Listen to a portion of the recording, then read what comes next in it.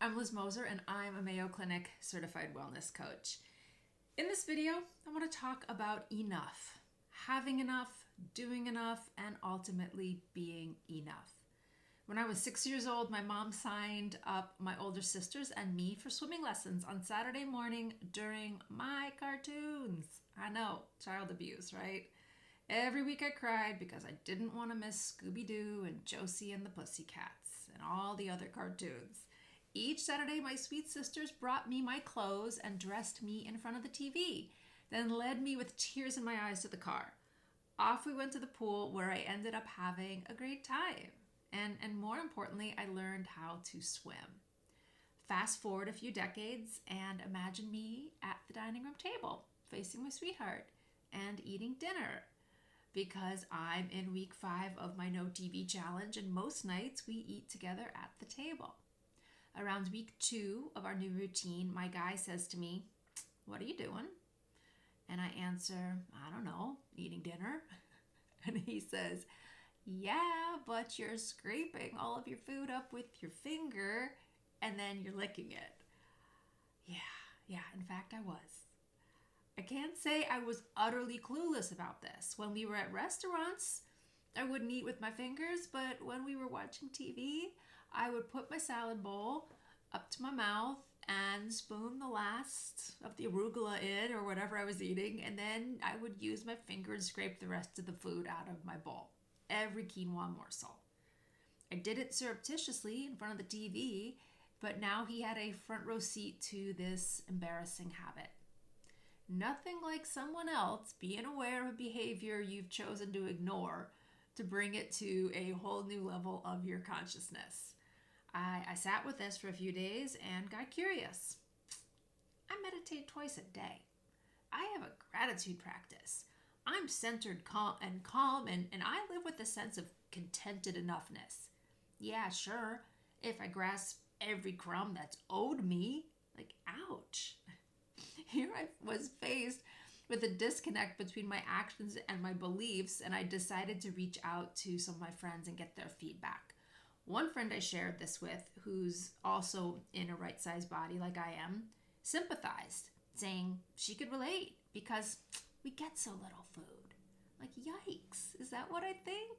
Would I truly believe that I get so little food, therefore I need to ingest every morsel? I cringed a little when she said that because on the one hand, I couldn't deny that my actions appeared to agree with her, yet my heart and my conscious mind rebelled against it. On the opposite side of the spectrum of the responses I received, a more spiritual friend of mine suggested that I leave a full bite on my plate. It would be equivalent to tithing, she explained. I had to look tithing up. Tithing is a spiritual practice and it's about giving without any expectation of receiving. I believe in that concept, and my hope is I'm not generous in other areas of my life, but as of today, I'm apparently not spiritual enough to leave a full bite of food on my plate. Baby steps. I genuinely believe that I give myself the exact amount of food to maintain this healthy, vibrant body. I have an abundant amount of food without going to the extreme of scraping my plate with my finger and licking it. We are in control of our actions. Our actions influence our beliefs, while our beliefs also govern our actions. It's a two-way street. I may be discussing leaving some food on my plate, but this is also about a lot more than that. I want my actions to be consonant with my belief that I have enough and that my life's abundant. Having your thoughts, beliefs, and actions working in synchronicity, both behind closed doors and in public, is living a life with integrity. And that's my intention. 3 weeks after Dan's comment at the dining room table, I no longer use my spoon or my finger to get every tidbit of food out of my bowl. I do not tilt my bowl, pick up my bowl, or put my bowl to my mouth and shovel the last morsel into it. My new tongue-in-cheek mantra is my finger is neither a spoon nor a spatula. And I'm consciously choosing to eat in the same manner when I'm alone as I would in public. Until my fiance pointed out my propensity to scrape my bowl and lick my fingers, I wasn't completely aware of how the 6-year-old part of me that was crying over not getting enough of her cartoons was driving the bus. and influencing my thoughts, beliefs, and actions.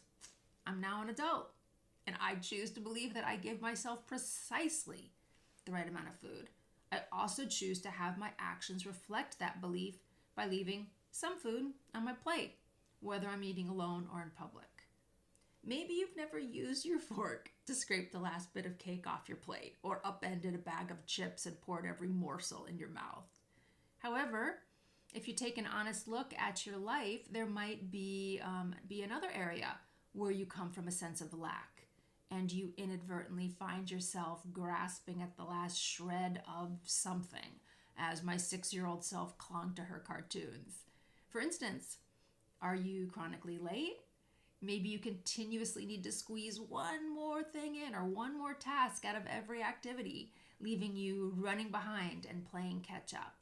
Or maybe your efforts to save money fall short because you spend every penny of each paycheck.